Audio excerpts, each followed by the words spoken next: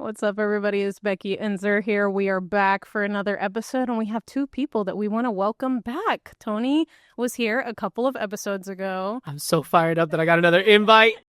Erick, we have not seen him since last season. Welcome back, new place. Been too long. I love the setup. Yeah, thank you. He was our number one guest. Yeah, he was. We just kept on scheduling-wise, it was just a lot. But anyways, we're back, and we are here to talk about something super important. But before that, I wanted to share a quick story. I don't know why I'm sharing it, but we'll check. When I was little, right, I grew up in this really small town called Silver Springs, Texas, and super small, or surrounded by a lot of people that, my own culture, Mexican-American culture was all I really knew. And we went to this Asian buffet place in Silver Springs called Broadway Buffet. Fire. It's still open. It's really great. And Gotta love Asian buffets. yeah, it was great. And I saw this little dish that had a bunch of green stuff in it. And my brain was like, oh, I'm Mexican. This is Mexican-ish. This has to be guacamole. This is the only possible thing this could ever be. Oh, no. And so I got a plate. I was little. I don't know how old. I'm not little enough for this to not have flagged something in my brain. And I had a big old dish of guac, is what I thought. And I got a chip. And I don't even think it was a tortilla chip. It was just some type of, probably a wonton chip or something. And I grabbed it, tried to literally chips and guac it. And I almost died that day. I almost met my maker that day. I literally spit it out, made a big scene, and ran to the bathroom and stuck my tongue under the cold water faucet for a long time. For those of us that have no clue what green substance you're talking about, you want to let us know what not to eat as a guac, chip? it was wasabi. I don't recommend it, especially not in heaping portion sizes on a wonton chip. I do not recommend it. That has zero relevance to the topic today, but I just wanted to share it because I thought it was funny. It doesn't lead to burnout. It leads to burning of the burning of. Anyway, so yeah, if you didn't catch that, we are talking about burnout today, and we wanted to talk about it with you guys. I haven't necessarily experienced burnout, but I've gotten to the edge, right at the edge, or I'm looking over, and then I get to backtrack. But have you guys experienced it? Yeah. How would you define burnout? I think it's important because I think it could be varied definitions of it. Ooh, defining burnout. I think more about what it feels like. It's as much as I want to rest, whether that's physically, mentally, spiritually, there is not enough catch-up that gets me to a place where I'm I'm operating once again from a place of overflow. I'll do a Lord of the Rings reference, which is great reference. Great. Bilbo is talking to Gandalf, and he's like, I just feel like butter spread over too much bread, where it's I'm spread so thin that I can't possibly catch up. But there's something in me that is driving to continue to work and to achieve. That was my experience. To come back to that place of I just have to get these things done. There's an expectation on me. And if I don't achieve it, regardless of how I feel, well, then I'm failing. So I just have to keep going and going and going. Yeah, very similarly, I love that analogy of butter spread through too thin on a piece of toast. But for me, it's then put that same piece of toast, then put it in the toaster, and it stays in there. That's how I felt. Where it was it is a feeling, but the reason I knew I was burnt out was because of the crash. It was just, life was in shambles for me. Family-wise, work-wise, just mentally, spiritually, just felt drained. And so dryness seems to be something that I'm hearing you guys say, right? And unfruitfulness, is that like a lack of good fruit being produced? Would you guys? I mean, it feels like there would be fruit, but maybe not life-giving fruit. Yeah, I'm still operating at capacity, or maybe way beyond capacity, I guess is the point. But I'm still producing, but it's not in any way that I feel would be God-honoring or respecting, life-giving, respecting of my limitations. Well, because I think fruit and production are potentially two different things. Yeah, that's true. Because when I mention fruit, I'm trying to use biblical language, and so you're producing a fruit of the Spirit. Why would you? So. Yeah. Anyway, just kidding. Keep going. Because we are a gospel-centered podcast. That's why I did that. Yeah. So a lack of spiritual fruit, Yes. probably would That's be true. would be a sense in there. And then specifically, and I know that you're going to get into this, but when I met you, you were on the like not other side of it, but on the recovery side In of the burnout. tail end.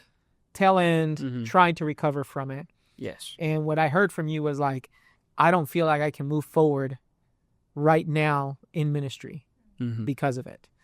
And I don't know if that like there's, to me, that looks like some, not lack of fruit, but like can't exercise in the calling that God has given you. Yes. Yeah, and there was like it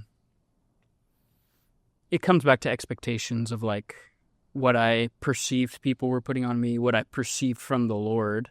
And some of it I think was born out of like an immaturity in myself. And so like with any burnout conversation, it was in my own story really easy for me to cast blame and be like, oh, it's their fault. It was a toxic work culture or unhealthy. And I've come back to the other side of like, oh, there's something in me that is also drawing these things out, that I had to deal with both. Like it wasn't something I could be like, well, I'm just going to deal with me, because there is like an external factor that was like at play. So why don't you share some of like what burnout was for you, Yeah. and whatever you're comfortable with? You ready? You Yeah. excited about this? Excited. I'm already burnt out on this conversation. No.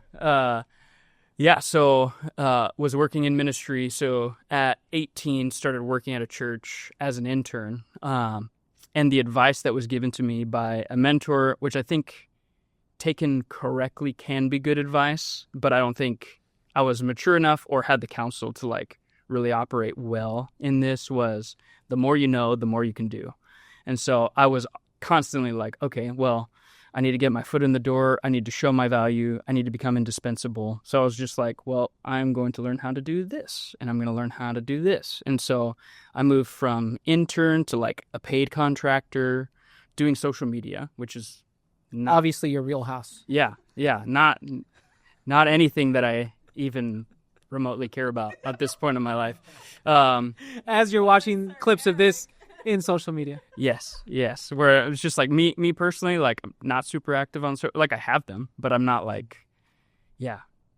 This is my jam. It's like, oh wow, passion area? No, definitely not. So started, I was like 10 hours a week, and then went to 25 hours a week with that. Plus I was band directing on Sundays, running a student ministry worship team, to coming on full-time as a communications person. So I learned how to do web design, learned how to do like newsletters, More emails, passionate things. Yes. And part of my own problem was, as I was like gaining all these responsibilities, making myself indispensable, I wasn't releasing responsibility. I was just like constantly adding.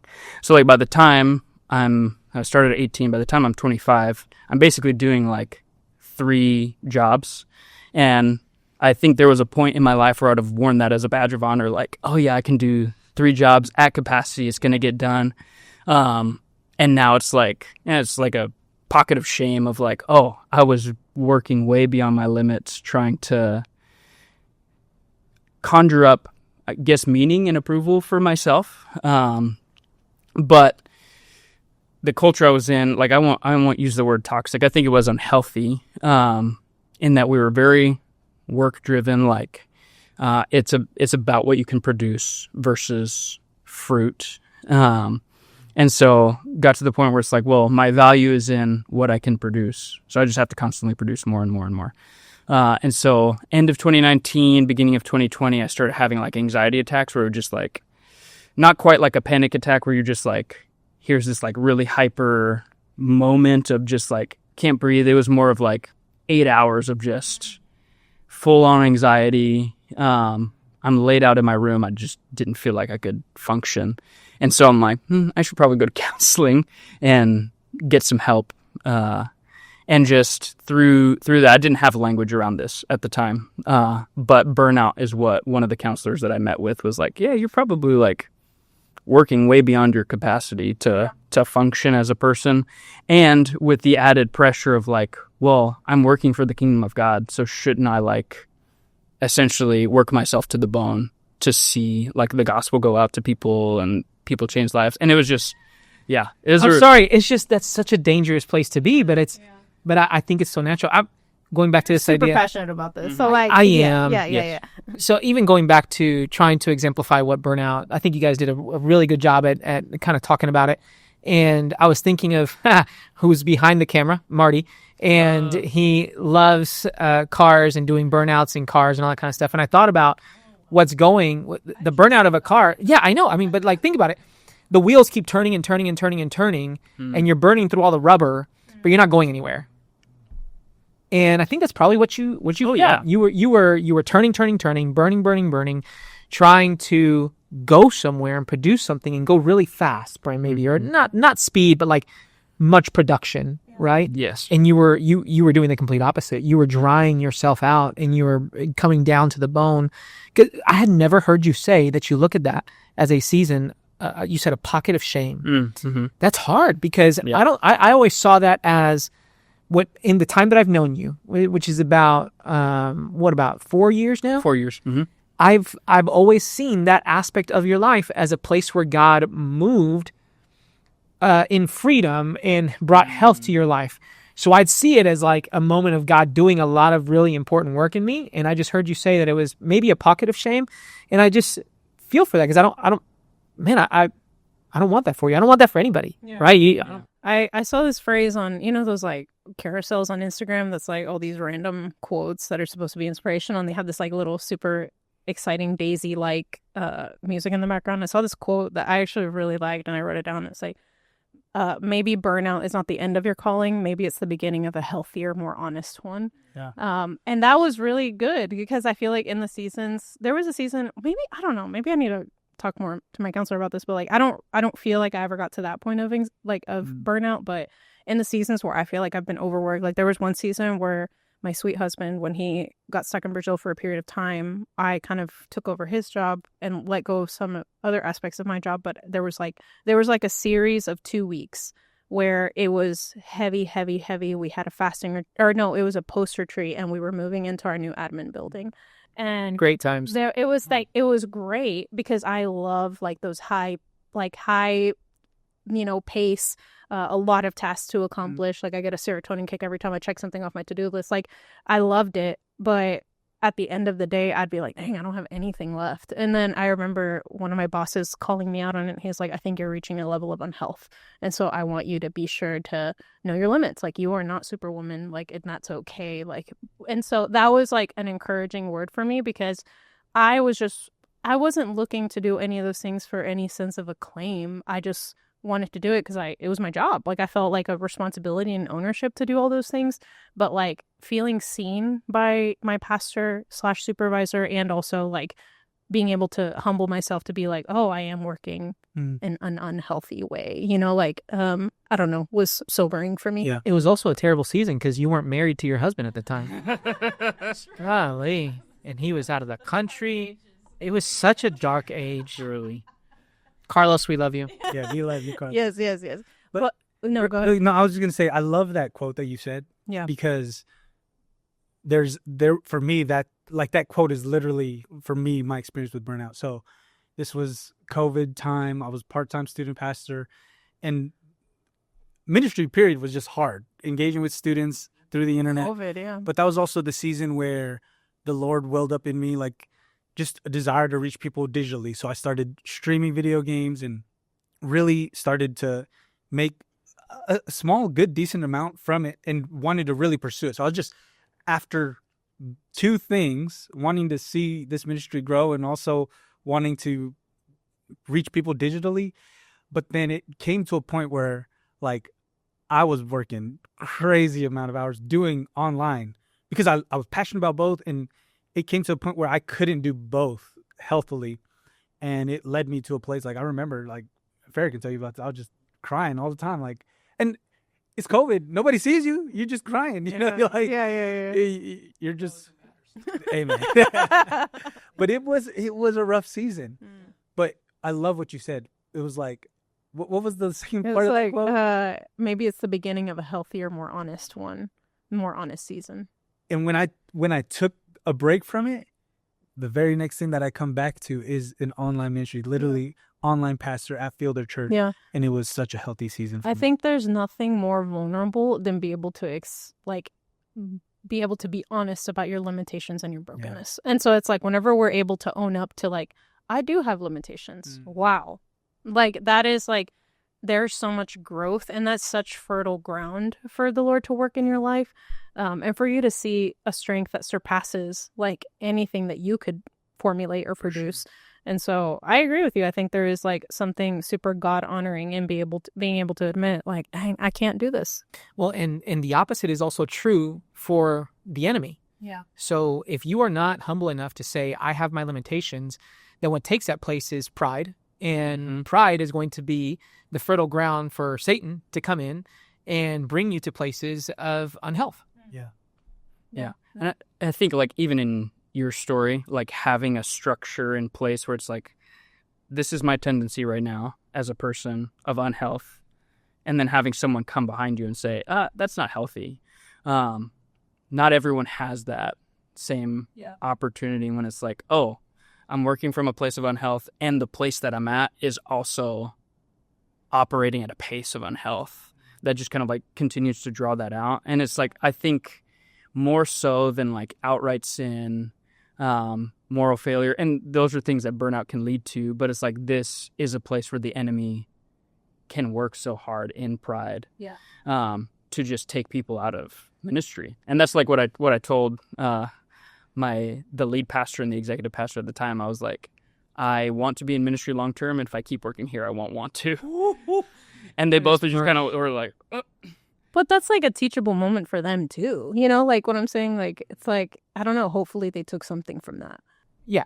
And we have to trust that the Lord is doing a work in them Yes. as well, because none of us 100%. are perfect. Doesn't matter what level of leadership you have within a church. Yeah. And it's important for every single human being to be teachable. Yeah. And so I think that's true.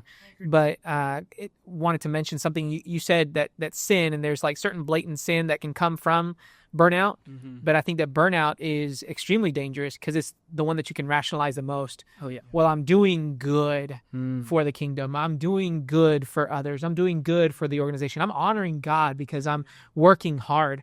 And these are all things that I heard you were the things that you were saying to yourself. Yep. And even user as well, as you were sharing your story, talking about like, okay, these are all good things. And even you, Becky, talking about how this was a place of joy you were finding in accomplishing all these tasks. And this is why you have to be so rooted in your relationship with Christ so that you can hear the voices. Like for you, it was the pastor. And for you, I think it was the Spirit. And for you, maybe your wife, in all these areas, like people around you cared for you, know you, love you, and are also God-honoring people that want to follow what God's doing. And so they help you out in those moments. And I think too, I think your spiritual life was already suffering to like whenever you got to burnout, or it's suffering because of your burnout. You know, like I feel like those are like kind of hand in hand. Well, there was one season semi-recently where I was kind of like, again, on the precipice of burnout. I was like, I could feel myself like, oh my God. And it's right there. And my quiet time was like basically non-existent. And I was just like kind of going on yesterday's wisdom for today. And so, and that's just not a good way to live your daily life, you know, give me this day my daily bread, you know, kind of thing. And I remember I just kept telling my husband, I was like, I just don't have anything left. Like, I just don't feel like I have anything left. And he prayed for me that night. And then I just felt like I could sleep for like 2 years. Like, I literally felt like I could sleep for that long. And I woke up like at 3 a.m., like bright-eyed, wide awake, like that Katy Perry song, I'm wide awake. Like, I literally, I can't sing You're it. You're into quoting some very I can't interesting. sing it, even though I really want to. I just can't do it. I can't bring myself to do it. But anyways, so like I'm just wide awake, and so I like literally woke up, and I went to go do my quiet time, and I was there for like a long time. And then by the end, I was expecting, okay, I'm gonna be dead by the end of the day because I woke up so early, and I was, you know, bright-eyed and bushy-tailed by the end of the day. Like I was like, I went to bed at 9 p.m. and felt like I had slept so much. And same thing happened the next day where I woke up again at 2 a.m. and like had another great time with the Lord, and then made it all the way until the end of the day without falling asleep. And I think what the Lord was speaking over me in that season is like, there is no physical rest that you can receive that will outweigh and outmeasure the spiritual rest only I can give you. And like, that was just so powerful to me, because I was like, I was working out of my own resources, relying on my physical body and on my mind and on whatever I could produce. But the Lord isn't more proud of me because I can do more things. You know what I'm saying? And so that season was just so impactful to me. And the Lord has done it handful of times since then. But I remember the first time it was just so impactful. Like, there's a spiritual rest that burnout does not give you. Yeah. It like cancels it out, if anything. Yeah. And it's interesting because I'm hearing you saying that you get to the corner or to the edge of burnout, and like the Lord kind of helps you identify that. Whereas for pushes you over away from here. Yes. And you guys talk about, hey, I arrived there at the burnout. How would you tell our viewers or our listeners to identify that? Because there's a sense of like, you know, where is it that I should be most alarmed, or how do I know that I've gotten there? We talked a little bit about definition of burnout, but how would you, based on y'all's experience, say, okay, this is how I can identify that I'm on the edge of it, and this is how I can identify that I've arrived? Yeah, I think my first thought is we want to kind of spiritualize it. We're like, well, I want God to tell me that I'm like operating from a place of unhealth. And he very well could.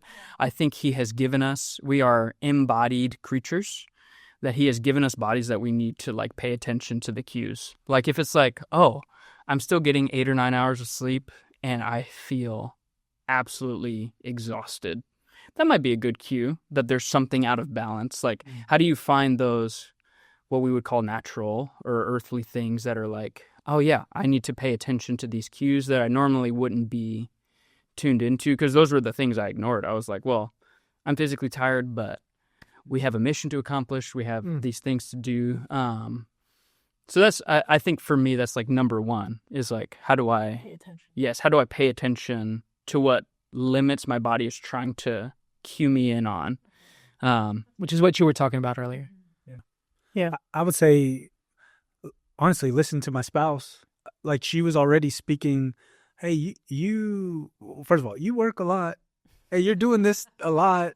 Hey, you act a certain way when you come home or when you're done off the computer. Like, it also didn't help that what I was trying to do was preach the gospel playing video games, and you play video games a lot. It's not good for your brain, you know? Like, so she's telling me, it's like, hey, you're not acting right. You know, like, I could have heeded her wisdom, but I said, no, I can do this. Yeah. Yeah. And So physical ways to identify it, but also the community around you. Obviously, your wife is like a suitable partner, right, who God gave you, and so you got to listen to that. But for those that maybe aren't married, community around you, circling yourself around the right community will help bring you to that place of health. Well, I think spiritually, it was the difference for me between I am taking spiritual time to prepare for something. This is like more specific to ministry. I am taking this time to prepare for something. I'm prepping for the next worship set, the next meeting that I'm going into, versus like I am seeking God just for the sake of seeking God. So I was like, ugh. Like I cannot remember really like a prolonged stretch of time, and probably those like maybe 2017 to 2020 where it was like, oh, I'm just seeking God to seek God. It was always like, well, we have 2 services on Wednesday. We got another service on Sunday. Like, how do we get to a place where, yeah, I was never operating from an overflow. It was always, I'm pouring in my cup just to pour right back out. Yeah. Is it possible that your yes to others or to other things has become a silent no to God? 1,000. yeah, I'll say absolutely. Because I think about, Marty mentioned this, like Martha versus Mary in Luke 10, of like, she was preoccupied with a lot of really, good things. Like, it wasn't bad what she was doing, go back and read Luke 10 about the 2 sisters, and one of them was like doing all these things and preparing all these things, and Mary was just sitting at the feet of Jesus. And Jesus commended what Mary was doing, seemingly pointless. Like, she's just sitting there. She's doing nothing. Like, how, from a productive mindset, like, how is that commendable compared to what Martha over here is doing? But I think, again, like, Jesus went back to the core thing of like what she is doing. Like, she is sitting at my feet. Again, like kind of what you said about like seeking Jesus for the sake of seeking Jesus, not getting Like, I don't want to, my only times that I go to the Lord is whenever I'm like, I'm about to do this thing. Let me come get like my Gatorade, my spiritual Gatorade, so I can go do what I need to do. Like, it's like, no, like again, you want to spend time with those that you love. And I want my love for Jesus to be evident in my pursuit of him. And you quoted this earlier. You were talking about, give us this day our daily bread. Yeah. And you think of bread, you think of sustenance, you think of something that will keep you going. It gives you life and all these things. The daily bread is your time with Jesus. Yeah. It's not the amount of the Word of God that you get to be able to do something that you need to do. And I know that we have people listening to this and watching this that could either be on either side, like in ministry and pursuing things, or serving your church really well, which if you're not, you need to be doing that because it matters. But for those of you that maybe just haven't quite entered into a spiritual leadership of others, this is so important for you to know before you even do that. Mm-hmm. Because you can't spiritually lead others towards the spiritual bread that comes from the Word of God if you're not doing it yourself. Mm. Yeah. And you want to talk about how to prevent burnout. You ensure that you have a deep quality time with Jesus. Yeah. And I saw this thing talking about encouragement for the burnt out soul. And there was 4 things that it said that I wanted to read. God is not more proud of you whenever you're performing. You are not more loved when you're doing more. Your rest is just as holy as your work. And there's no shame in stepping back to breathe.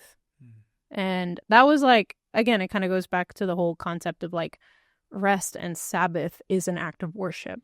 And I think particularly like in Western culture, like we are so independent and very like productivity, like very efficient, that we tend to kind of treat our spiritual life in the same way when that's not how it's supposed to go. And so I think it's a slippery slope. And I think that's when accountability is such a big piece. Like there's times where like I'll skip my quiet time and my husband will literally come by and bring me my Bible and my journal and like put it right in front of me and then take my phone from me. Like, and so it's like, there's an accountability piece there, that I think we all should have. If it's not your spouse and it's like your best friend or your pastor or, you know, your parents or whoever it is in your area, that they just have that that you've allowed people that access into your life, to be able to speak sanctification over you. And you said it perfectly. You allowed people to enter in. You have to choose accountability for you to grow, because you have to want it for it to be the most effective for you. Yeah. But that's what we were designed for. We were designed for community, and that community is meant to help us grow in our faith. I agree. How does people pleasing or fear of disappointing others play a role, if any? I can't say because I don't want anybody to get upset at me. Yeah. Whatever. That's crazy. There's some lore there. We'll put you guys in later. Goodness. Well, I mean, I think it's the root of the lie that you tell yourself to kind of keep going forward. Well, I need to please somebody. Mm-hmm. My value is in what other people think of me, and my value is in what I can produce, and my value is in how well I do in this. And so, as a prototypical people pleaser here, that's what I am. No, I do not. Whatever. It's an area where I've had to grow in, because I've had to learn to say no. And as a people pleaser, I like to say yes. I don't like people to ask me something and me say that I can't do it. And so to have to grow in that is a lot of trusting in God, because even if I don't please the person, but I please God, then I have done well. Yes. Yeah. Right? And if pleasing God is being healthy in my personal relationship with Him, and out of that personal relationship with Him, I get to bless others, then I am well and I am good and I'm doing what is honoring to God. But the more I seek to please others, the more selfish I become, because I want to do it for my reasons, for your glory, for my glory, and to bring honor to my own name. Yeah. No, I agree. And if you're saying yes to everything, you're saying no to everything at the same time. Like, I am a firm believer that you cannot overstretch yourself, because you can't give 100% to everything. And so like this thing that's super important over here is going to get like 25% of you. And this other super important thing is going to get 15% whenever the Lord like might be asking you to do these 2 or 1 things at 100% capacity, but because you're saying yes and overcommitting to all these things, you're invested in nothing at the same time. And so like I think again, like that takes a lot of discernment and a lot of prayer of like, I don't need to be in 2 or 3 community groups to make my name known. I can just invest in this one community group to like really be present and be poured into and invested into. I don't need to like have all these relationships with all these people when the Lord has given these 5 people in my hands that he's given me favor with. You know what I'm saying? And so like I just think it takes discernment, and just like, again, like I think you need to be okay with disappointing others, because that's just going to happen regardless, because sometimes you might say yes to something and then you end up disappointing them anyway because your heart wasn't really in it, you know? Yeah, like it's a lose-lose situation either way. Well, I think you're keying into something where it's like, when we talk about burnout, oftentimes we talk about workplace, like what am I doing with my 9 to 5 or whatever, but you're highlighting like you can be burnout in a host of different areas in your life. Like if it is, I have to hit these certain benchmarks in my spiritual life, like that can be a place of burnout.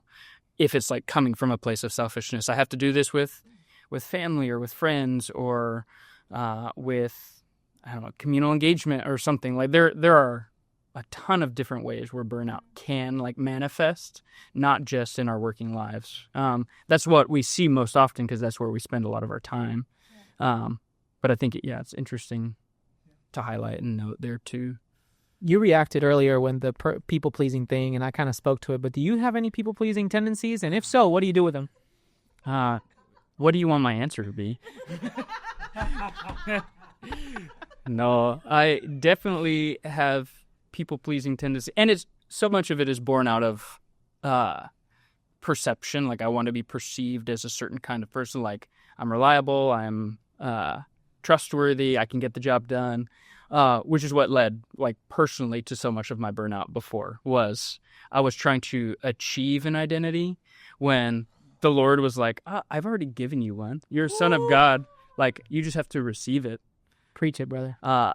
And for me, that was like, I don't think that really hit me probably until about a year ago when I was like, so like, even in the midst of like working through burnout, going through counseling, it wasn't something that, like, I didn't realize how much of my identity was tied up in what people thought of me. And now it's like, I feel so much more freedom when it's based on this is who God has made me to be, but who God has called me as a result of what Jesus has done for me. It's like, man, it's totally different. I'm laughing because it was about a year ago that he stopped working with me, started working on a separate team. So obviously he needed to move to understand what healthy identity was. I'm sorry for reading you. Dang. This work is real, people. For background, forgive me. Tony was the one who brought me back into ministry. Well, and I worked with him for 2 years? Yeah, 2 years. This is great. Yeah. This is great. No, people pleasing was not attached to this man. I promise. So it was just I was so scared. There was Fortuitous timing. yes, it was a coincidence. There were spiritual things happening on the backside. That's crazy. Well, that's a way to call me out, Becky. I'm over here trying to have my own moment. You were like, it was like you were trying to stifle a I was trying to stifle it. I was like, trying I want to keep you to it share. away. Oh, I'm glad for candid conversations. Wow. You said something like the language you're using. It just reminds, so very similarly, the language of like freedom, identity. One thing, like, big shout out to Pastor Larry Dan, who was walking with a few of guys. We're going through this curriculum called Steps to Freedom. And it was literally that revelation that really showed me that I am a people pleaser or like seeking approval. But it was crazy because oftentimes it's not just a lie that we tell ourselves. It's actually what's been spoken to us. And so we went through this exercise of like praying and just asking the Spirit of God, can you show me?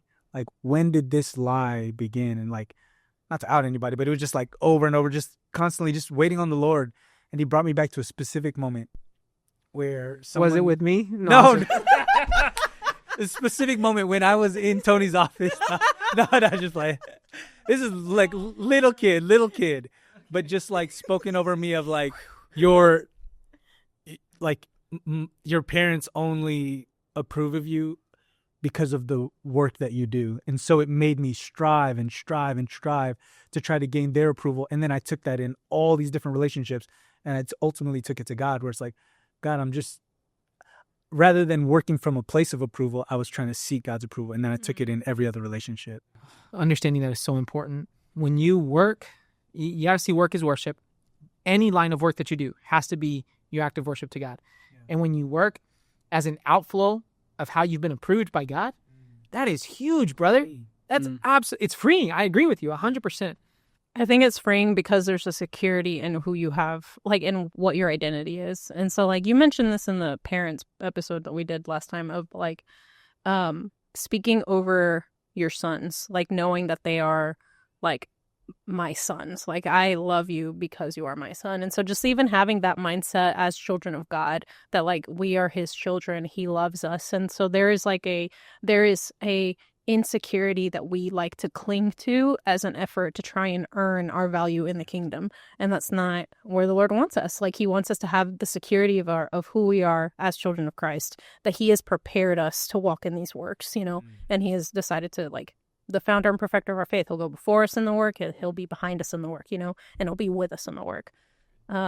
So you have some pretty, like, you're very passionate about these, like, specific barriers and boundaries that you have. What are some of those that you would like to share with us? Yeah, I think that it's important for every single believer in Jesus to have regular rhythms in life, and that can help you gain some health and can help prevent some burnout. And so I've seen a lot of burnout around me, and I think that that's kind of, honestly, a little bit of the people pleaser in me has wanted to, like, well, I can't do that. I don't want to get to where that person got to. And as a result, in a weird way, God chose to redeem that and bring me to a place of specific practices that I use towards health that even help me gauge when I'm arriving to places like you're talking about, where I'm like, there's something alarming here that's happening, and I need to deal with it. So Sabbath, I think that's one of the first low entry but areas of health that you could really establish and grow in. And if you just focus on that for a season, that will bring a lot of health and stability to your spiritual life. But the basic idea of Sabbath is where you take a 24-hour period and you choose to leave behind work and rest in the good work that Jesus has already done for you. And you seek ways to spiritually engage with God. So I choose to Sabbath on Sundays. And that's weird. A lot of people think that it's odd that as a pastor I choose to Sabbath on Sundays because it could be seen as a work day, and I understand that as well. But we can have a whole other podcast about Sabbath alone. But on Sabbath, I go and engage with my church community, and I come back home and I engage in some really yummy food with my family, and then I do activities throughout the day that help me remember God through my family. And so we engage in family things that help us connect with God specifically. So try not to do a lot of shopping or anything like that, but try to focus on ways that we engage relationally. Another one that I try to do as far as like overall health is have specific benchmarkers in my year where I am seeking to get away and distance myself from what is everyday work. And so one of that's going to be a vacation. So we take a family vacation. Another one's going to be another getaway with my spouse. And spouse. I'm sorry. I tried to let it go. I just couldn't. I tried to keep moving away from it. I think it's actually maybe the second time that I mispronounce a word. Thank you for not calling me out on the first one. Oh no, obviously you heard this one. So anyways, your spouse. Yeah, my spouse. Sorry. That's fine. My wife. So a getaway with my family, a getaway with my wife, and then a spiritual getaway. Yeah. And we are very blessed to be afforded that as members of the staff of this church. And so we have a couple of those a year, and I'm so grateful for them because they center me back in my relationship with the Lord. And so these are general year-long practices that I keep myself accountable to, that I'm doing that. And then on a weekly basis, not just Sabbath, but also the dinners with both, like, connecting with my wife intentionally and then connecting with my kids intentionally, not just on Sabbath. So like I want it to be more regular that dinners are happening at home than they are not. And the reality is that that's not true right now. As we're recording this podcast, it's not true. And this is an area of growth for me that I discovered recently, where I am probably spending more evenings away from the house and away from dinners with my family, because I keep on saying, God, why can't I engage spiritually with my children? Like every time I try to engage in this way, it's hard. And he revealed to me that one of the ways was because I was spending more evenings and dinners away from home than I was at home. And so hopefully by the time this podcast airs, I'm better at that. But that's another area of growth that I think is really important, and I feel fairly confirmed. So that one's not from experience. That one's from something that I heard on another media platform. But the other ones are from an area of experience, and they have helped me like have those balances. Also, something tangible on the week to week is balancing my hours. So making sure that I cap my hours that I work throughout the week. And that's another one. That's the closest that I've ever been to burnout, was when my wife started saying like, hey, you work a lot. And when I took that to my pastor and my supervisor at the time, he was like, yeah, we need to work on this. We want to make sure that you will have, you will be chastised for overworking. And whereas I don't think, yes. And I had to assess why I was overworking, because I felt like my value, my identity was found in that. Yeah. And so, okay. A few quick, rapid fire stuff. I love that. What are y'all's final thoughts as we close this up? Like I have to say this. I have to say this. In addition to Sabbath, I love Sabbath. And what we do for Sabbath, you already know what I'm going to say. We play pickleball. That's right. It's a great Sabbath practice. It's the best. His baby literally does. Yeah. Didn't we talk about pickleball last time I was on the podcast? That's right. Obviously. Yes, man. We love it. Yeah, pickleball and Sabbath. Do something with your family. Like, do something with your community. Like, do something that recharges you, that you like, enjoy. So, yeah, I agree. But you asked for final thoughts. Resting is not evil. Amen. Say it again. Resting ain't evil. Say it again. El descansar no es pecado. Okay? Good. You can put subtitles on that. That's good. That was great. Wow. I love it. Rest is not something you have to earn.